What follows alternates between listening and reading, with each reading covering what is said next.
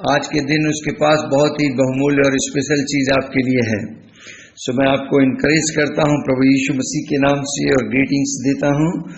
और अब उस वचन की सेवकाई में हम लोग चलें जिस वचन को पवित्र आत्मा ने लिखा है और मेरे हृदय में डाला है, क्योंकि मैं विश्वास करता हूं कि प्रभु का आत्मा मुझ में होकर बोलेगा। सो सब कुछ उसके हाथों में समर्पित करें और उसका स्वागत करेंगे। पावनात्मा तेरे दान दो योग्य हमको बना, तेरी सेवा में योग्य हमको बना, तेरी सेवा में। और ललबशा भुरुदुलुलुबु, Glory, glory, glory. Thank you, Jesus, for your grace. Thank you, Holy Spirit, for your goodness. Thank you, Lord. We commit this time and the people who are here to hear your voice. We submit everyone into your authority and under your mighty hand. Speak to us, Holy Spirit, now. In Jesus' name we pray. Amen. So प्रभु का धन्यवाद हो। हम लोग का same topic है life in Christ, और जीवन जो है वो मसीह में है, मसीह के द्वारा है, मसीह ही जीवन है। तो हम लोग उसके बारे में चर्चा किए थे और पहला स्टेप हमने सीखा था उस लाइफ से कनेक्ट होने के लिए कि हम सबको हमारे शरीर को प्रभु यीशु मसीह के बहुमूल्य लहू से धुलकर साफ होना है, और क्योंकि ब्लड में वो लाइफ है। और सेकंड थिंग आज हम जो मेडिटेट करेंगे वो है वर्ड ऑफ गॉड। परमेश्वर के जीवन के वचन के अंदर जीवन है।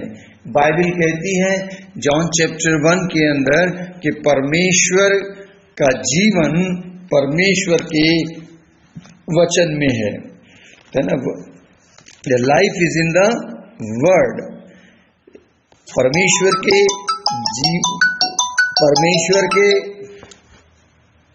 वचन के अंदर जीवन है। तो उस जीवन को हमें प्राप्त करना है, उस जीवन से कनेक्ट होना है। तो मैं इसके लिए आपको पैराबल दे रहा हूं। एक बाइबल का एक दृष्टांत है, मत्ती रचित सुसमाचार और उसके 19वें अध्याय में। उसको आप 16 पद से अपना घर में किसी टाइम पढ़िएगा, और वहां से मैं बातचीत कर रहा हूं। और उसके फर्स्ट और सेकंड वर्स को मैं सिर्फ पढ़ूंगा इस वक्त, बाकी आप पढ़ लीजिएगा। वहां लिखा है कि एक मनुष्य यीशु के पास आता है और वो उससे कहता है कि हे गुरु, कौन सा भला काम मैं करूं कि अनंत जीवन पाऊं। कौन सा भला काम? उसका फोकस काम के ऊपर है कि क्या मैं करूं, मुझे क्या करना चाहिए कि मैं अनंत जीवन पाऊं। उसने उससे कहा, तू मुझसे भलाई के विषय में क्यों पूछता है? क्योंकि इसने पूछा कौन सा मैं भला काम करूं, कौन सा अच्छा काम मैं करूं कि मुझे वो जीवन मिले, परमेश्वर का जीवन मिले, स्वर्गीय जीवन मिले, अनंत जीवन मिले। तो यीशु जी उससे कहते हैं कि यदि तू जीवन में प्रवेश करना चाहता है, उस जीवन से कनेक्ट होना चाहता है, तो परमेश्वर की आज्ञाओं को माना कर। परमेश्वर की आज्ञा परमेश्वर का वचन है। तो उस व्यक्ति ने कहा, कौन सी आज्ञाएं? तो यीशु ने उसे कहा, इस धरती पर रहते हुए तुझे किस तरीके का जीवन जीना है। तो यीशु ने उसे 10 कमांडमेंट में से 6 कमांडमेंट को जिक्र कर दिया कि तू हत्या न करना, व्यभिचार न करना, चोरी न करना, झूठी गवाही मत देना, माँ बाप का आदर करना, पड़ोसी से अपने समान प्यार करना। जब उसने इस बात को सुना तो उसने कहा, अरे ये काम तो मैं बचपन से ही करता आ रहा हूं, संडे स्कूल से ही मैं ये सब सीखा है, ये तो मैं करता आ रहा हूं। तब यीशु ने उससे कहा कि अच्छा, तो तुझे अगर अबंडेंट जीवन चाहिए, यदि तू वो सिद्धता का जीवन चाहता है, तो ऐसा कर, तू अपना माल बेच दे और मेरे पीछे हो ले। इसी बात का जिक्र मरकुस 10 अध्याय के 17 पद में है, सेम स्टोरी, लेकिन यहां भी मैं पढ़ना चाहूंगा इसका 10 अध्याय का 17-18 पद को, बाकी आप आगे को आप पढ़िएगा। वहां लिखा है कि एक नौजवान व्यक्ति, यंग लड़का दौड़ता हुआ आया और उसके आगे घुटने टेक कर उससे कहने लगा। एक तो धनी व्यक्ति है, रिच है, दूसरा यंग है ना, टेम्पटेशन बहुत है, और दौड़ता हुआ, यानी उसके अंदर इतनी क्यूरियोसिटी थी, इतनी जिज्ञासा उसके अंदर थी, वो दौड़ता हुआ आता है और घुटने टेक देता है यीशु मसीह के सामने। साक्षात यीशु मसीह खड़े हैं और घुटने के बल आ जाता है और तब कहता है, उत्तम गुरु, अनंत जीवन का अधिकारी होने के लिए मैं क्या करूं? प्रभु यीशु मसीह उससे कहते हैं कि तू आज्ञाओं को तो जानता है। उन्होंने सेम आज्ञा रिपीट की, मीन्स वर्ड ऑफ गॉड। अगर तू उसको फॉलो कर रहा है, उसको मानता है, तो तुझे ये चीज मिल सकती है। तो उसने उससे कहा, एक गुरु, इन बातों को तो मैं लड़कपन से मानता आया हूं, बचपन से ही, जब से संडे क्लासेस, संडे से स्कूल चल रहा, तब से मैं इसको मानता आ रहा हूं।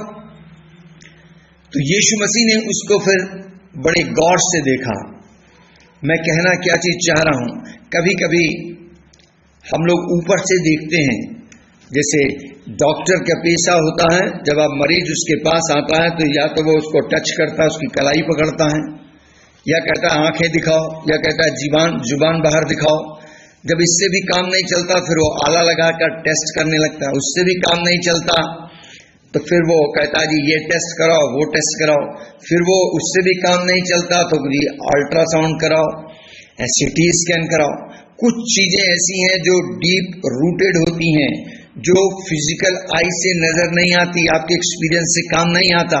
प्रभु यीशु मसीह ने भी उस पर सर्च लाइट डाली और अपनी निगाहों से, बाइबल कहती है, उसने प्रेम की दृष्टि से उसके अंदर तक देख लिया, और जब उसने अंदर तक देखा तो उसे फॉल्ट मिल गया और यीशु मसीह ने उसका फॉल्ट डायग्नोस किया। उसने कहा ऐसा है कि तुझे फोकस चेंज करना पड़ेगा। क्यों? क्योंकि तेरा जो फोकस है वो मैं ये देख रहा हूं इस दुनिया की चीजों पर है, अर्थली चीजों पर है। तेरा सारा ध्यान तेरी अपनी दौलत में है, क्योंकि वो व्यक्ति धनी था। अदीजों, जब चीजों की ओर ध्यान होता है, जब अपने टैलेंट के ऊपर अपना फोकस होता है, जब अपनी काबिलियत पर फोकस होता है, जब अपनी दुनियावी चीजों, वस्तुओं को जो हमने इकट्ठा कर लिया है, अपने धन दौलत जमीन जायदाद पर अपना ध्यान होता है, तो हम ट्रैक से हट जाते हैं। यीशु मसीह कह रहे थे उसे कि जो कि कुछ तेरा है उसको तू कंगालों को दे दे और मेरे पीछे हो ले। तो यीशु एक्चुअली उससे ये कहना चाह रहे थे कि तेरा फोकस जो है परमेश्वर के वचन पे होना है। और ये कहता है ये बातें तो मैं शुरू से ही मानता आ रहा हूं, लेकिन प्रभु यीशु मसीह गहराई से जब देखते हैं तो इसका फोकस दुनियावी चीज पे है। इसी प्रकार आज की कलीसिया, आज के लोग हैं, विश्वासी हैं या अविश्वासी हैं, उनका ध्यान संसारिक बातों की फोकस में है। हम जो विश्वासी लोग हैं, जो यीशु को मानते हैं, जो कहते हैं कि मैं क्रिश्चियन हूं, उन लोगों के पास परमेश्वर का लिखित वचन है और वो लिखित वचन को फॉलो करते हैं। इसके बावजूद उनका फोकस दुनियावी चीजों पर है। यीशु मसीह साक्षात आकर खड़े होते हैं। यीशु परमेश्वर का वचन है जो देहधारी हुआ है, वो साक्षात खड़ा है और ये व्यक्ति उसके आगे घुटने टेकता है। मुझे ये दिखाई देता है कि परमेश्वर के वचन को जब हम फॉलो करते हैं, रिटन वर्ड को फॉलो करते हैं, ओबे कर रहे हैं, इट मीन्स कि हमने अपने आप को नील डाउन किया हुआ है परमेश्वर के वचन के प्रति। और जब हम ऐसा कर देते हैं तो, और ऐसा हम करते भी आ रहे हैं, लेकिन हमारा फोकस जो है वो परमेश्वर पे नहीं है, प्रभु पे नहीं है, उसके स्पोकन वर्ड पर नहीं है, जो परमेश्वर का रेमा वर्ड है उसके ऊपर नहीं है। इसलिए हमारे पास उस जीवन का अभाव आता है। जीवन से हम कनेक्ट हैं लेकिन अबंडेंट जीवन को हम प्राप्त नहीं कर पा रहे। ये व्यक्ति यही चीज की घटी हो रही है।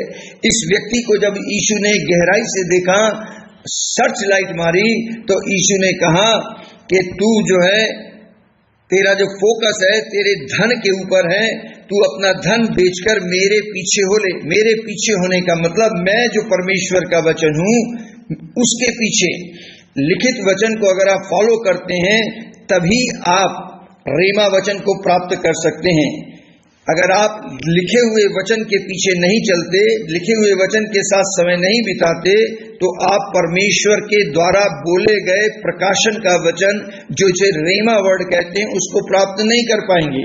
तो यीशु उससे कह रहे हैं कि तू आज्ञा का पालन तो कर रहा है, मोसेस लॉ के अनुसार 10 आज्ञाओं का पालन तो कर रहा है, लेकिन तू मेरे कहे हुए शब्द के पीछे चल। और उस वक्त यीशु ने उससे एक बात कही कि तू अपना धन कंगालों को दे दे और मेरे पीछे हो ले। स्पोकन वर्ड ये था, रिटन वर्ड वो फॉलो कर रहा था, इसके बावजूद अबंडेंट लाइफ को वो खो बैठा। यीशु ने जब पलट के देखा वो व्यक्ति वहां नजर नहीं आया।